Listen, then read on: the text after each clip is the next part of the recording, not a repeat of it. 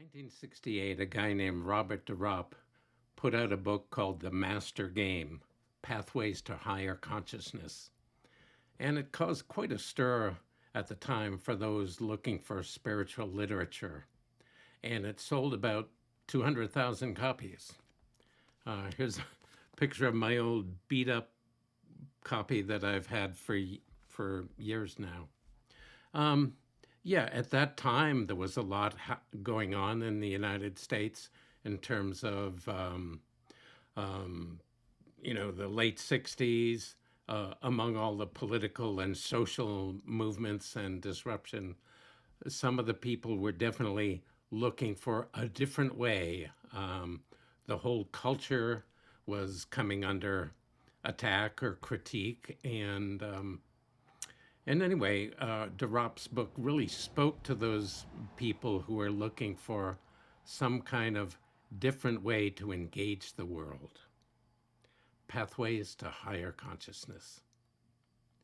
So his fundamental premise was that everyone wanted or needed what he called a game worth playing. And it was finding and playing an important game that brought meaning and satisfaction to life. You've probably heard me say before, I have often used the phrase, a dream worth living. And it's not that different from a game worth playing. So in that book that he published, he listed 3 low games. And I'll speak about what that means in a minute. 1 neutral game, 3 higher, or what we could call meta games, plus 1 game which he called the master game. And De Ropp also said that the games people chose to play indicated their type, as well as their level of inner development.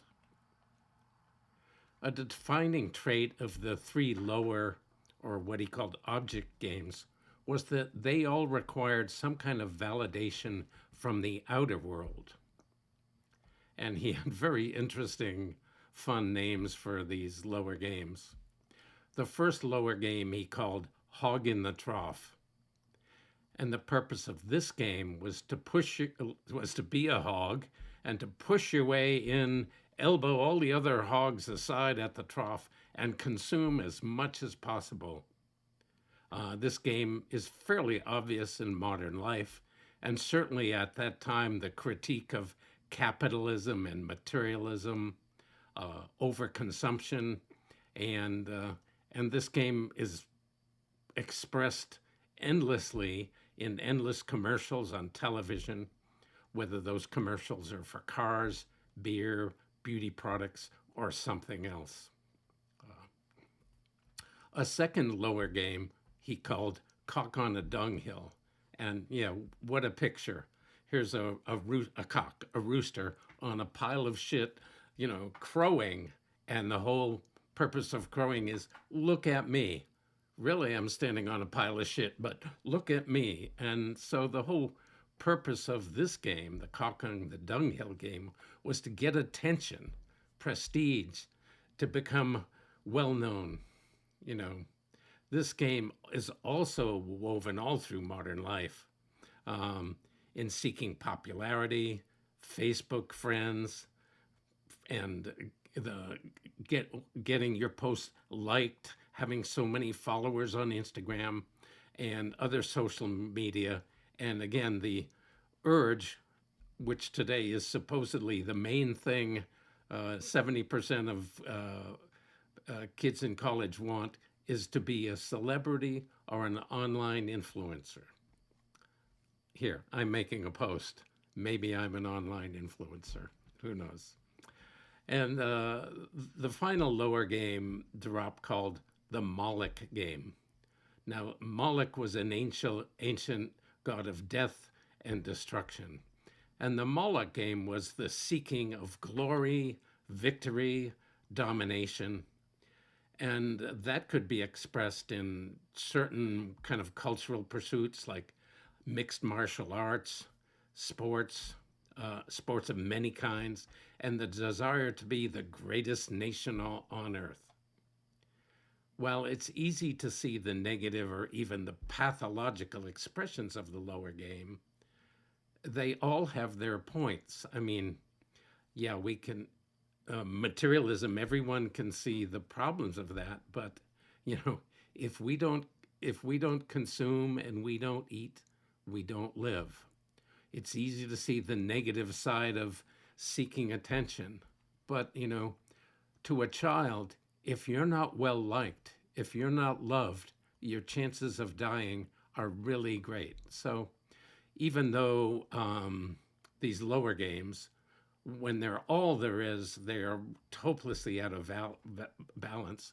And we could certainly say that our society really supports those lower games. Um, but De Ropp also had a middle game, which he called the householder. And the house, and for him, this was a neutral game. A householder's desire was to have and raise a family.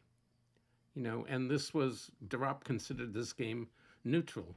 It was the basic biological game on which the survival and continuation of the human species depends.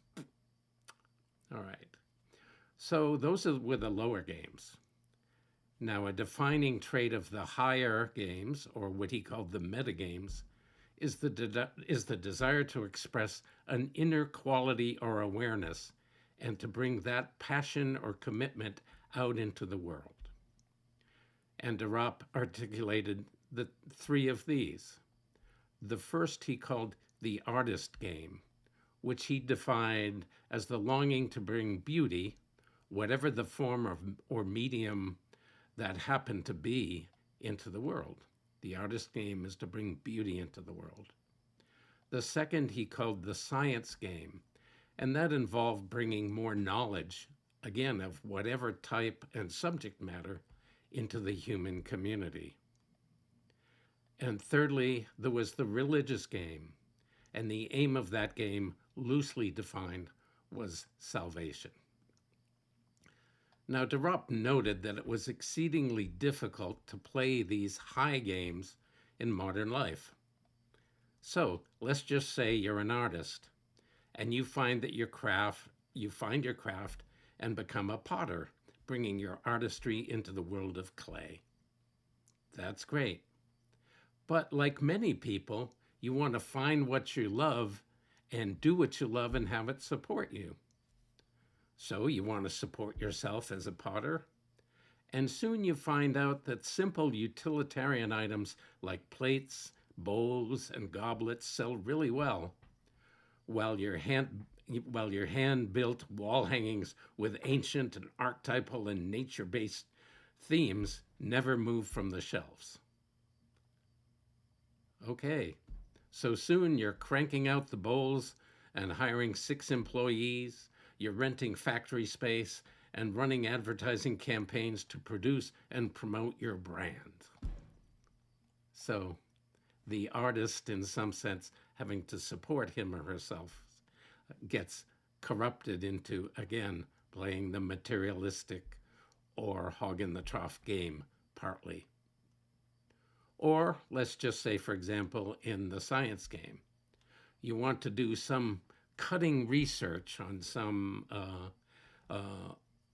field that would be really great, and you're really passionate. But let's just say you're a scientist and you work in a university or a lab. But your proposal to get a grant must fit the requirements of whatever committee approves the grants according to what gets funded these days. And that varies a lot. Perhaps what you really want to explore, people don't want to fund. It's just not going to be popular.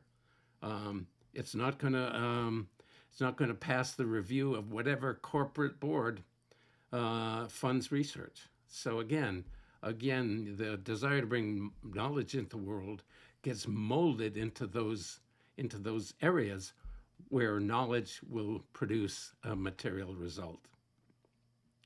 Okay, and now the third game, which I think we called religious game, and loosely defined as salvation. We all know that for years and years, I mean, human history is full of religious or spiritual insights being corrupted and co opted by institutions like churches or sects. And so the example, just to use the Catholic Church, which is easy.